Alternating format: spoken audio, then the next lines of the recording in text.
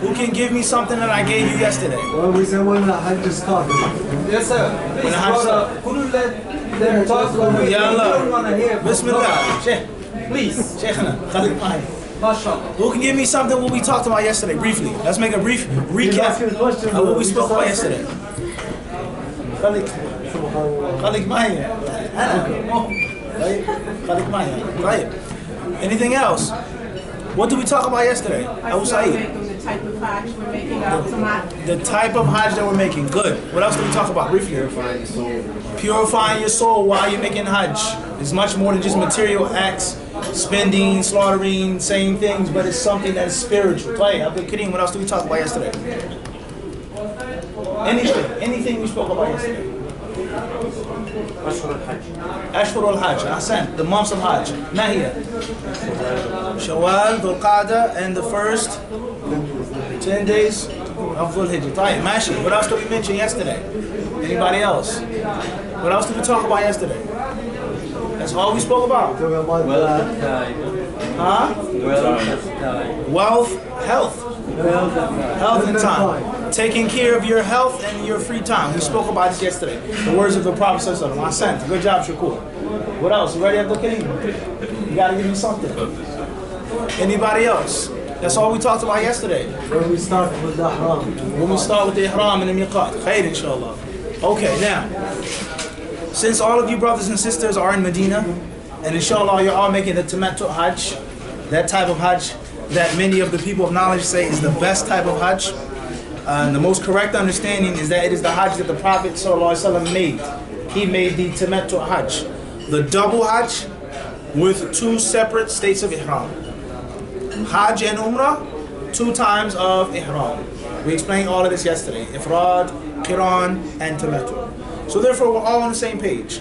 So therefore, when you leave Medina, on the day in which you're leaving to Medina, you are going to do that which is called al-Ihram.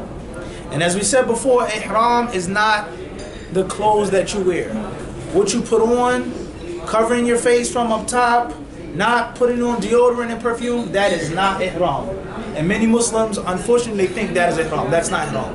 Ihram is something pertaining to this. Your heart, your mind, your state, the state that you go into. It's like a zone that you enter. Once you enter into that zone, certain things now become haram upon you. You can see the similarity between the word ihram and haram. Unlawful, certain things that you can't do that you normally could do. Things that are permissible, such as wearing oil and cologne for men outside of the house. Whereas a woman is not allowed to perfume herself outside of her house. As the Prophet ﷺ said, إِذَا شَهِدَتْ إِحْدَاكُنَّ الْعِشَاءَ الْآخِرَةَ فَلَا تَمَسَّ طِيبًا. He says, one of you wishes to come to the masjid and pray Isha, and the ruling applies to any other salah, she should not touch perfume. She should not touch perfume. The Messenger of Allah ﷺ, he said, لَا تَمْنَعُوا إِمَاءَ اللَّهِ مَسَاجِدَ اللَّهِ. He says, do not keep Allah's slaves, His servants, His female servants, from the houses of Allah. وَلْيَخْرُجْنَا وَهُنَّ تَفِلَتْ. He says, let them go to the masjid, but without putting on perfume. So therefore, a woman is not allowed to perfume herself outside of her home in Hajj or outside of Hajj. But a man is allowed to perfume himself. As the Prophet ﷺ is quoted to have said, and Hadith described by Imam al-Nasa'i and others, that the Prophet ﷺ is supposed to have said, حُبِّبَ إِلَيَّ مِن دُنْيَاكُمْ أَطِيبُ وَالنِّسَاءِ. Okay, from the things that he was fond of the worldly life was good smelling perfumes. So therefore, is it permissible to wear perfume any other time for a man? Yes, it is. When you enter into the Ihram state, no more. Trimming your fingernails. Is it permissible? Recommended. Some scholars say that it's obligatory for a person to trim his fingernails and the unwanted hair on his body, okay, or her body. Not the beard for the man, okay? The beard for the man is haram for a man to shave his beard in Islam, as the Prophet ﷺ has told us. But once you enter into the Ihram state, no more tripping, no more trimming. Covering your face for a woman. It is recommended to some scholars, others say it is obligatory. Once you enter into that Ihram state, no more. It is now haram for you to cover your face, and so on and so forth. Wearing certain articles of clothing, certain types of things that you do and enjoy. Once you go into the Ihram state, those things are now what? They are haram. So Ihram does not mean the clothes that you wear. Everybody clear on this? Everybody clear on this? Yeah. From the acts of Ihram, from the things that you do in Ihram, is take off your normal clothes. But that is not the Ihram. We have two things. We have al-Ihram, and then we have that which is called clothing of Ihram. Libas al-Ihram. There are two different things. Let's make an example just to make it clear, Hanif. If a man made Hajj, and he wore a thobe like this, and a kufi like this, and he had on socks, argyle socks, and shoes like this, his whole Hajj, everything else he did in his Hajj was correct. Would his Hajj be valid? It wouldn't be valid. And Qasim, what you say? No. Would his Hajj be valid? No. Would his Hajj be valid? Anybody? He dressed just like this and he made Hajj.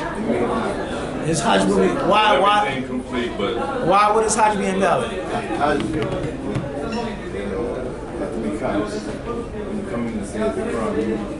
Remove all of that stuff. Fine. Fine. Any other pigs before you move on? Anybody think differently? We say his Hajj, inshallah, will be valid. But he did something that was wrong. He gained sin. He has to make an expiation. He has to do something because he made a mistake by wearing clothing that's other than the clothing of Ihram. Huh? Even so. Because wearing the clothes of Ihram is something that's obligatory. Something that's haram to cover your head. But it doesn't mean that it renders your Hajj false. But, everybody clear on that? However, if a man or a woman, they took off the normal clothes, they put them in 2 sheets, men, of course, and they didn't make the Ihram with the heart. They didn't make the niyyah, they didn't make the intention to go into the sacred state, what would their Hajj be? Null and void. Everybody understand the difference? It's two different things here. Ihram is you intend to begin your Hajj. You're now an official what? Haji. Everybody with me? Everybody with me? Okay? Does that pertain to your clothes? Yahi, in the back. What's your name, Akhi? Muhammad. The clothes that you wear, is that pertaining to the Ihram, the sacred state? No. But from being in that sacred state is also not wearing those types of clothes, not covering your head, so on and so forth. Everybody clear on this? You clear, Akhi? Yes. Now, I know I'm talking fast. Time is tight. I have to raise my voice when I have a microphone. There's other people in the back. So everybody just bear with me, okay? Everybody understand this?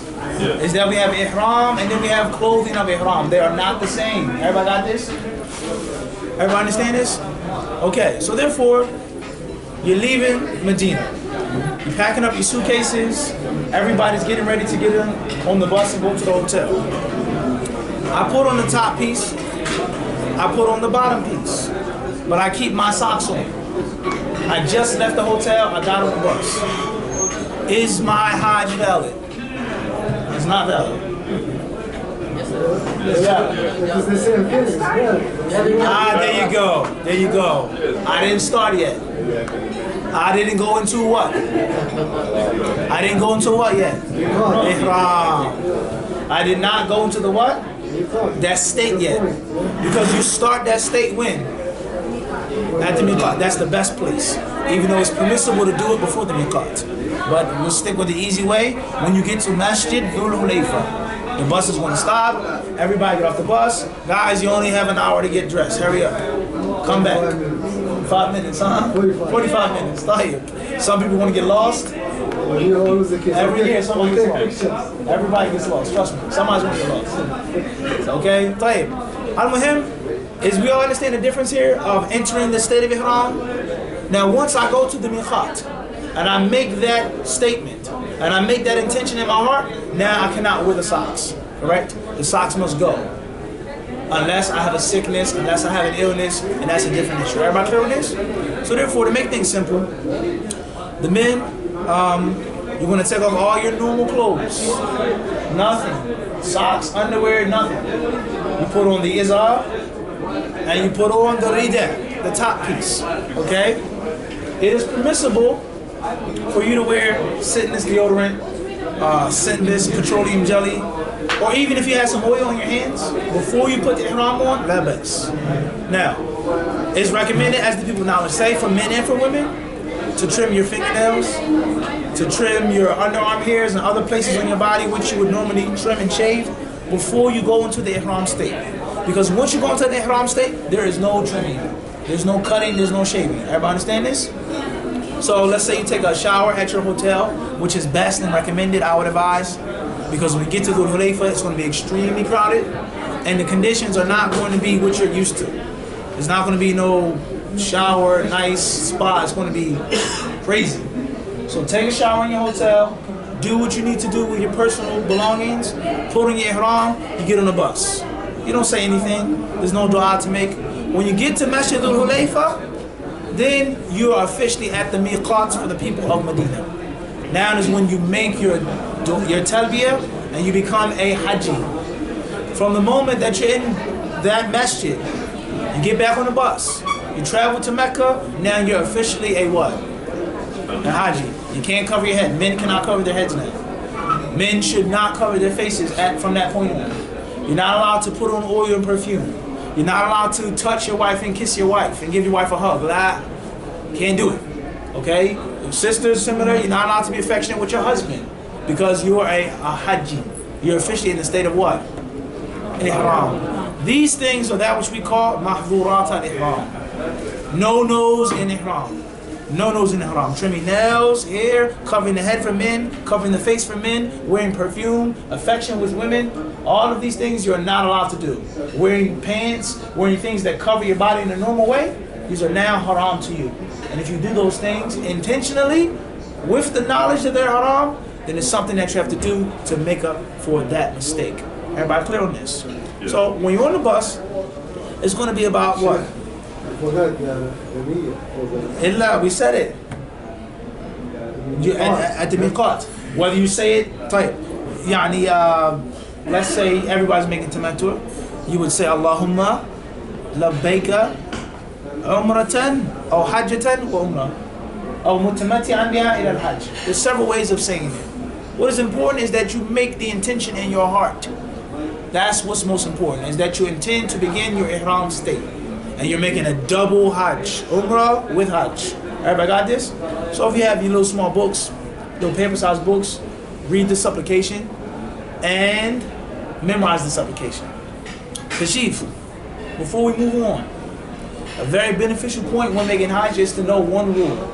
في قاعدة كل الألفاظ والأدعية ليس منها شيء واجب في الحج. خذ هذا فائدة. الألفاظ والأدعية كل ما يتعلق بالأقوال في الحج ما فيها شيء واجب. علشان الإنسان ينسى. Anything in hajj pertaining to verbal statements, supplications that you make, none of them are obligatory and mandatory. None of them. And this is a very beneficial principle because you could forget something. Okay, you may not memorize it, you may not be able to say it in Arabic. What's important is that you do the actions of the hajj with the intention. Tawaf, sa'i, shave or trim, Mina, Muzdalifah, Arafah, and the 3 nights at Mina. Nothing that you do with regards to verbal statements are obligatory. And it's a very beneficial principle, whereas many people can't or don't memorize. Many people forget. When you make your tawaf, you make your sa'i, and you stand there, and you make your dua towards the Kaaba, it's not mandatory. It's not mandatory. It's recommended, but it isn't mandatory. And this is very beneficial to know, especially when it's crowded, especially when you're tired, you have children, if you have your wife or your husband is sick or something like this, it's very beneficial to know this. You do not have to make those statements. So therefore you get to Masjid Dhul Hulayfa, and bi'idhnillah azza wa jal, you make your dua, your talbiyah, Allahumma labbaika umratan mutamati'an biha ila al-hajj. And there's more than one way of saying it. Once you said that, you are an official haji. You get back on the bus, and it is recommended for men to raise their voice, making the talbiyah, labbaik Allahumma labbaik, labbaik la sharika laka labbaik, and alhamda wa ni'mata laka wal mulk la sharika lak. And there are other ways of saying it also. It's recommended for men to raise their voices in saying this dua, as the Prophet ﷺ and his companions used to do. Okay? Then when you get to Mecca, you should continue your talbiyah. Stop at the hotel, take out your suitcases, check into your hotel room, continue the talbiyah until you start making your tawaf. We enter the Masjid al-Haram, the sacred masjid. There is no authentic dua that the Prophet ﷺ made when he entered that masjid, but there are different statements that are narrated from some of the companions, such as Umar ibn al-Khattab, radiallahu anhu. When he saw the Kaaba, he would ask Allah to make their hearts firm and give them istiqamah. So therefore, continue your talbiyah all the way until you begin your first circuit of tawaf. Whether you can touch the black stone, whether you can kiss it, whether you see the green light fixture, from that moment on, you keep making your talbiyah. As soon as you see that, stop the talbiyah. Now you begin your tawaf. You begin making your circuits, your ashwaq. It's recommended, according to some of the people of knowledge, for men to uncover their right shoulders and to jog or run lightly for the first 3 circuits. Another ulama say others. Some say 7, some say it's not even recommended anymore. Al-Muhim, we're not going to get into the khilaf right now. Tayyib. After the 3rd circuit, cover up your shoulder, according to that opinion. And then you finish the rest of your 4 circuits. Women, they don't have no special clothes that they have to wear. There's no special thing that they uncover or no running. Alhamdulillah, Allah has made it easy and simple for you. As the Prophet ﷺ has told us, when he said to Aisha, our mother, radiallahu anha, he said, Jihadu kunna al-Hajj wal-Umrah. He said, your jihad is making Hajj and Umrah. That's the struggle that you guys have to do. So therefore, there's nothing special that you have to do. You make your 7 circuits around the Kaaba, walking normally. It's probably going to be really, really crowded. So don't try to be too tough and I'm going to walk on the floor and get trampled. Okay, if you have to walk up top, if you walk on the 2nd or 3rd level, it's longer, but it's best. Especially if you have your family with you or if you're in a wheelchair or something like this.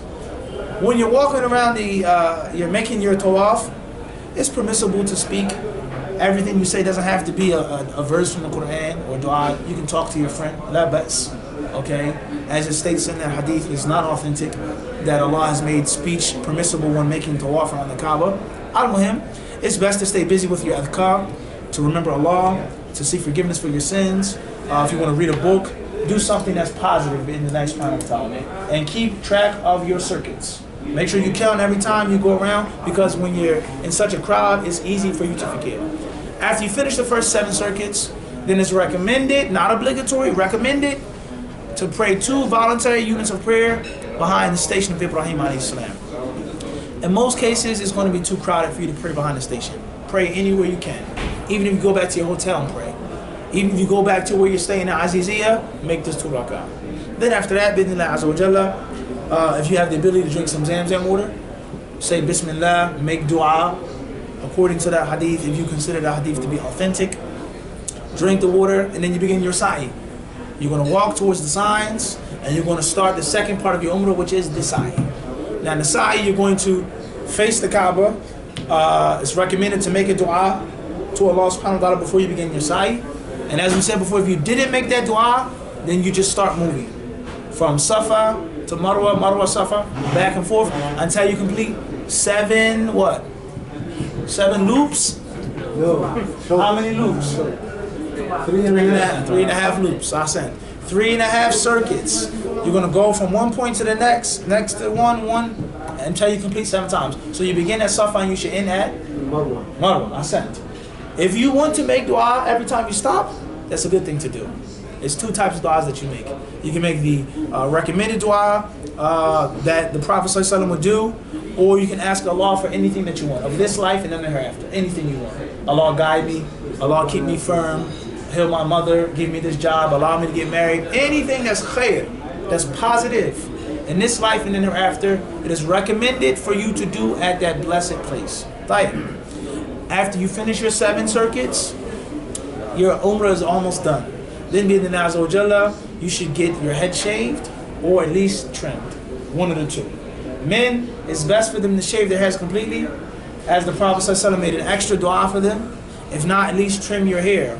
And the most correct opinion, and Allah knows best, is what's meant by trimming the hair is trimming the entire head and not just a piece of your hair. You should trim the whole head or shave the whole head. Taking a small piece of hair, you should avoid that. As for women, they don't have to shave their heads, well, alhamdulillah. Okay? Inshallah, you do. Y'all need the tip of your index finger. You cut from your hair, and that's it. Once you've trimmed or cut your hair, you are officially finished your umrah. Everything that was once haram to you is now permissible. You can cover your head, cover your face, put on perfume, be with your wife or your husband, so on and so forth. Until you go back into the Ihram state another time for your Hajj. Everybody got this? So therefore, when you're making tawaf, or if you're making sa'i, and if you forget how many times that you went around, or how many times you went back and forth, what should you do? What's your quarter? What's your last remember? Start over from the beginning. Start over from number one. Start from number one. Start with what you remember. You know you did. You build it off of yaqeen, ahsant, just like the salat. Just like the what? The salat. I'm not sure whether I made 3 rak'ah or 2. You say that I made 2. And if you made 3, as the Prophet ﷺ said, it will give you an even number for your salat. Khair, inshallah. It's best and it's highly recommended. And some of the people of knowledge say that it's obligatory for you to have wudu when you make tawaf. To have wudu, as we explained yesterday. If you break your wudu, we explained yesterday what you should do. Once you cut or trim your hair, you're officially done your umrah. Now, let's say you have about 3 or 4 days before Hajj starts. I would advise everybody to get well rested, get some sleep, enjoy the hotel, because if it's your first time on Hajj, going to that tent is going to be interesting. The bathroom is going to be a new experience. Yes. So enjoy the good living while you have it in Mecca in your 5-star hotel. Okay? Because the Hajj is going to get real. Right, Sheikh? It's going to be different. Okay? Get some rest. And also, most importantly, read more on your Hajj. Take your little book. You have the translation. Sheikh Ibn Baz, rahimahullah, Sheikh al-Albani, rahimahullah, wa radiya anhu, and other ulama that is in the English language. Let me see. Hajj and Umrah and Ziyarah, in light of the Quran and the Sunnah, by His Eminence, Sheikh Abdul Aziz ibn Abdullah bin Baz. Excellent book. Something like this, you should be able to read this 3 or 4 times before you start your Hajj. Write down your questions that you have and ask the group leader. Don't wait until the day of Arafah to ask the question. Don't wait until Muzdalifah to ask the question. Ask ahead of time. So just take advantage of the days that you have in Mecca. Take advantage of those days. Visit the Masjid al-Haram, pray, make dua, read the Quran, ask Allah to forgive you of your sins, and most importantly, brothers and sisters, ask Allah to make you a better Muslim or a better Muslimah. Ask Allah to guide you and to make your heart firm upon Islam in this blessed place, because it's a once-in-a-lifetime opportunity. And there's no guarantee that you'll go back home, and there's no guarantee that you'll make it back. So take advantage of the days that you have in Mecca. Everybody clear on this? Okay, I believe we, what time is it then? 3:40. Khalas. Did they plan to talk about the Hajj now, or they want to do that in Mecca? There's some of the brothers there? I think that's probably best. Inshallah. You still have about Alright, well, I want to leave the question and answers for Sheikh now. You probably is better to continue, ya Sheikh. Doctor, I see you, Sheikh. You can't hide, man. Khair, inshallah. Alright. He's going to have you with the questions, inshallah. Dr. Tahir. Sheikh, you ready?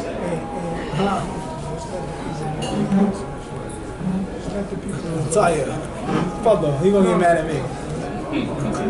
He's going to get further mad at me. Tahir. How long we got? 30 more minutes. Tahir, anybody have any questions? Is it better for the man to not cut his hair 0 degree from Umrah since he's going to do it again? Tahir, the question says, is it better for the man not to take all of his hair off to save some for the Hajj? It depends on the man, how fast his hair grows, and how much hair he has. If you have a lot of hair, then that's one thing. If your hair can grow back within 3 or 4 days, 5 days, that bucks. But it's definitely something to take in consideration. If your hair grows slow, or if your hair don't grow as fast as it used to back in the day, okay, just be a little mindful of that, inshallah. So it's okay to leave some? Yes, it's permissible to trim it. You don't have to shave it. Shaving is optional. It's optional, but the shaving of the head is very excellent. It's much better than just trimming it. And for women, when you say just take off this much, is that just in one place? Well, whatever you have the ability to do. If you can gather your hair and trim it like that, that's good. If it's too difficult, whatever you have the ability of that amount, that's good, inshallah. Bidnillah. Al-Muhim, one of the most basic and most important principles of Hajj, brothers and sisters, is that the religion of Islam is based off of ease. There's no hardship in the deen, as Allah has said. مَا جَعَلَ عَلَيْكُمْ. Allah has made no, He says, فِي الدِّينِ مِنْ حَرَجٍ. Allah has made no haraj upon you. However, this term, hardship, has to be understood in light of the Quran and the Sunnah. What Allah and His Messenger ﷺ legislated, there is no hardship in it. Okay, from the beginning. The application of it, the understanding of it, your twisted or warped interpretation of it, that's when the hardship comes. But the legislation itself, there's no hardship in it.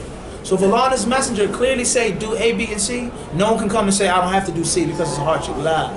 Allah legislated it. But how you do C, when you do C, how much of it, so on and so forth, that is a different issue. But the legislation in itself is easy. So Hajj bi-idhnillah azza wa jalla should be understood in this light. Is that it's not a means of punishing you, yahi.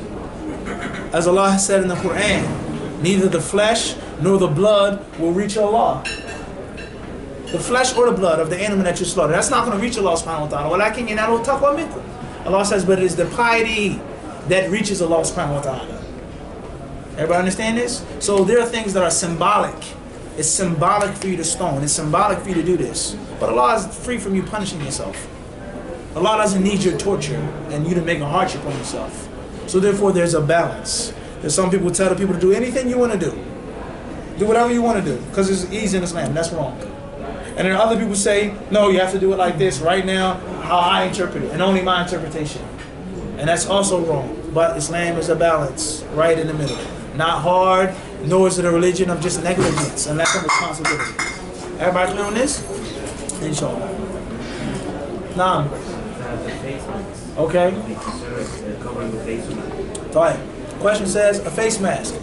Is it considered for covering the face of a man? I would say it's best to avoid if possible.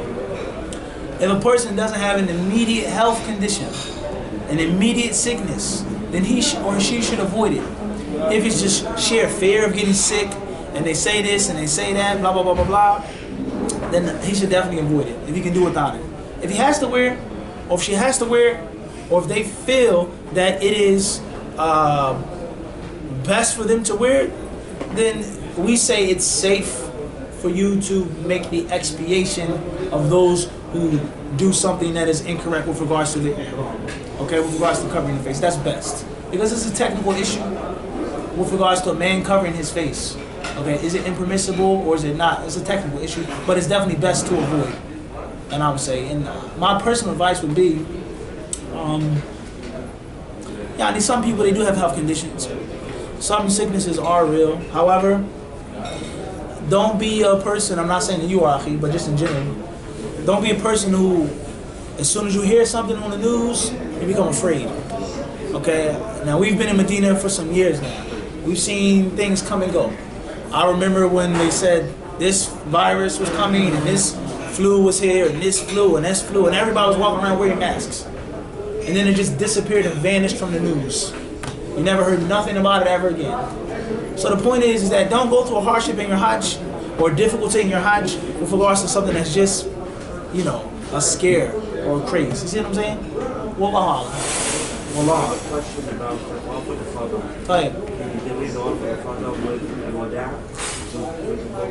Question is, can you delay the tawaf al-ifada with the wada'? There's a difference of opinion among the people of knowledge, and my studies have led me to believe that it is permissible for you to combine the two and delay the two. Wallahu a'lam.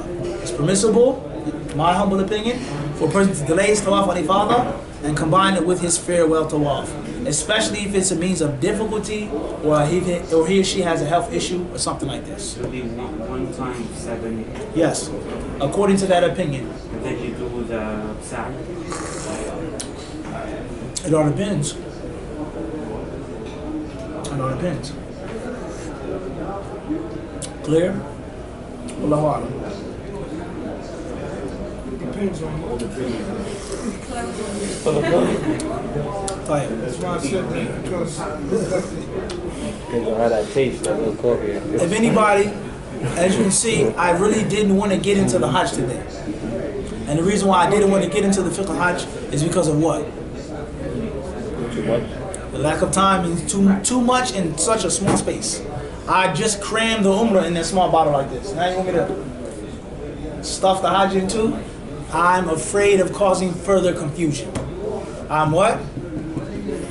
Causing further. I know it's already confusion. So if there are other classes here, or when you get in Mecca, I would humbly suggest to do the fiqh of Hajj there. There's no problem with the question here and there, but now we're gonna, you see what I'm saying? Al-Muhim, yani. Now let's open up the can of worms now, okay? If you make tawaf al-ifada and then you make your sa'i, why would a person leave off his tawaf? Why wouldn't you make your tawaf on the same day? Why am I doing both on the same day? No, why wouldn't a person do it on a normal time? Because of what? It's what? Sickness or That's the reason. That's it's crowded. So what is the likeliness of a person making sa'i and not making tawaf on that day? And that's the most crowded day of Hajj. You clear? Huh? Follow? Maybe like women on their menses or something like that. She can make sa'i on her menses? Huh? Can she make sa'i on her menses? Yeah. As far as I know, yeah. See where we going now? Yeah, but okay. Everybody clear? See where we going now? Yeah.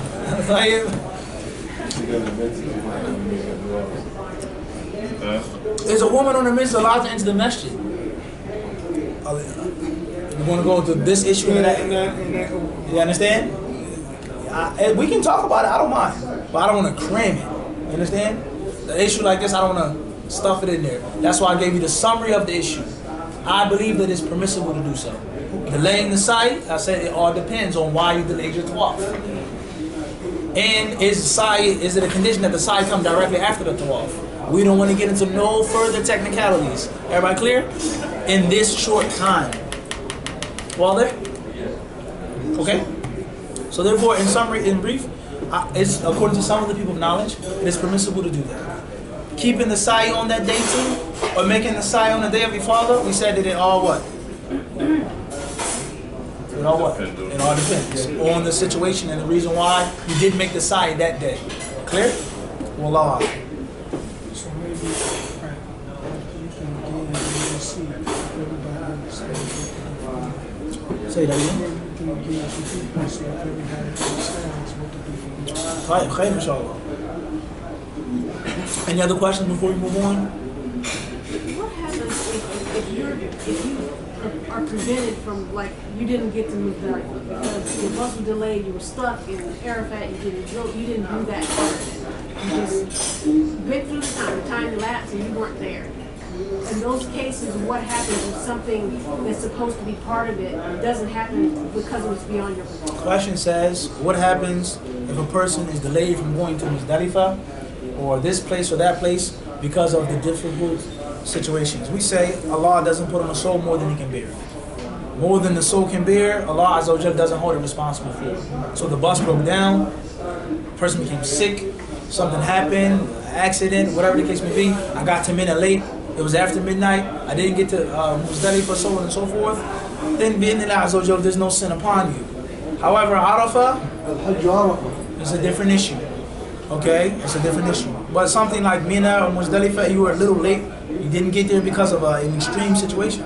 There's no sin upon you as long as you had the earnest intention to be there. But something came between you and that place, and Allah knows best. No. I read that, but I'm not sure. Are you supposed to what? Like, show part of your foot, or you supposed to wear flip-flops, not socks. Time.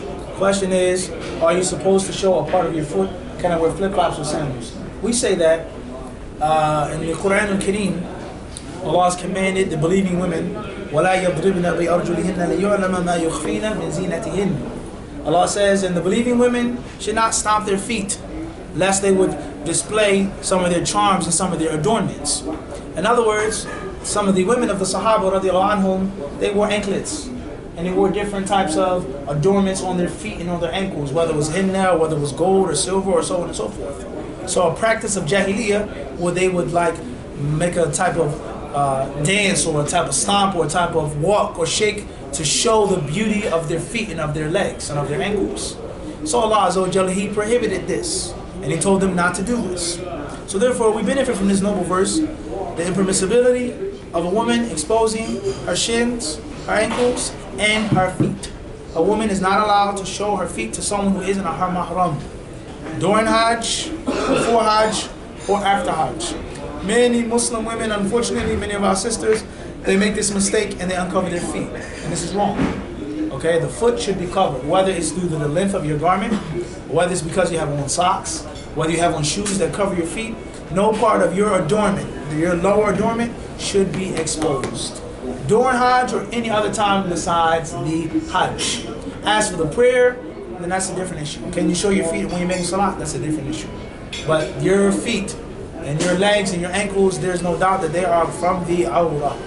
And some of the people of knowledge explain that if Allah subhanahu wa ta'ala told the women not to expose their feet, then what about their faces?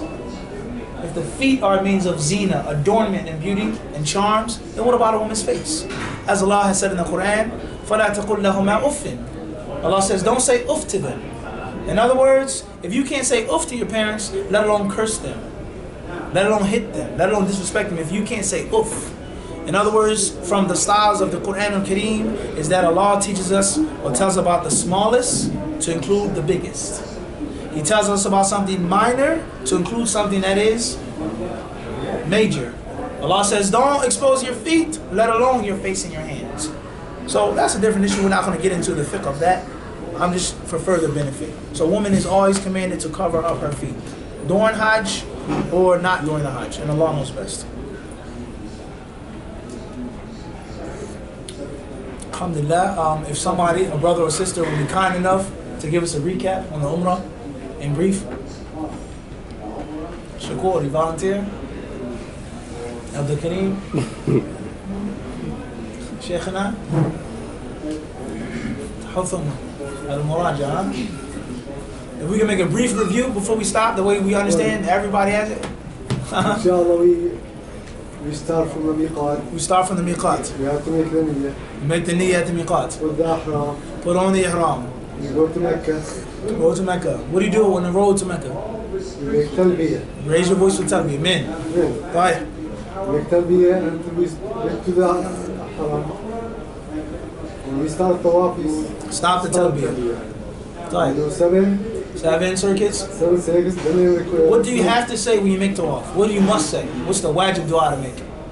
لا إله إلا الله وحده لا شريك له الملك والحمد. What's the wajib dua that you have to make?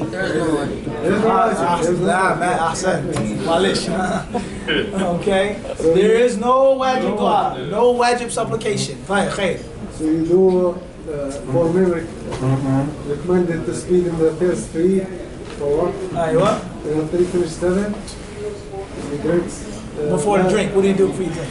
You pray 2 rak'ah. Two rak'ah. Right. Knowledge. Walk with.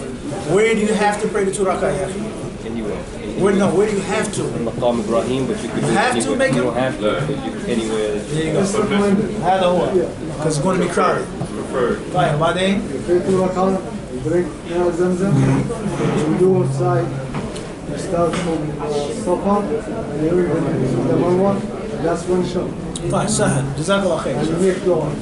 وبعدين آخر شيء After you finish the seven, you shave your hair. or trim. Shave Shave or trim. طيب. And the woman, you take أنمرة. Index finger tip. index finger. أحسن. Tip of the index finger, not the index finger. Now you Big difference. أيوة معلش شيء. مش أنا أحبك يعني. لا أحبك. now you take your ihram off. طيب. You أحسن. do whatever you want to do. أحسن. You get to the Hajj. أحسن. جزاك. نعم. Normal. Allah bless you. Jazakumullah khairan. Once again, brothers and sisters, it's always a tight amount of time. It's not enough time. Inshallah, this is sufficient, hopefully, for the time being. May Allah bless you all. May Allah accept all of your ibadah. And ask Allah to allow you to go back to your homes safe and better Muslims. And last but not least, try to get as much knowledge as you can while you're here. Inshallah. Yes, Akhi.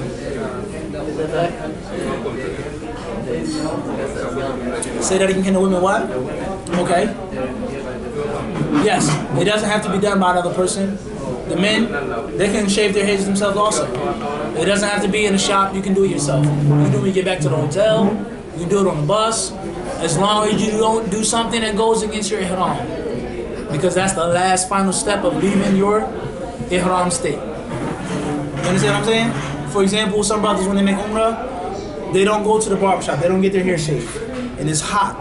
So they take their ihram and they put it on their heads, and they walk to the hotel. That's a problem. That's a problem. You understand? Wallah. Fine, we'll stop here. سبحانك اللهم وبحمدك أشهد أن لا إله إلا أنت أستغفرك. نعم شيخ. تفضل. You know, this is about you. Oh man.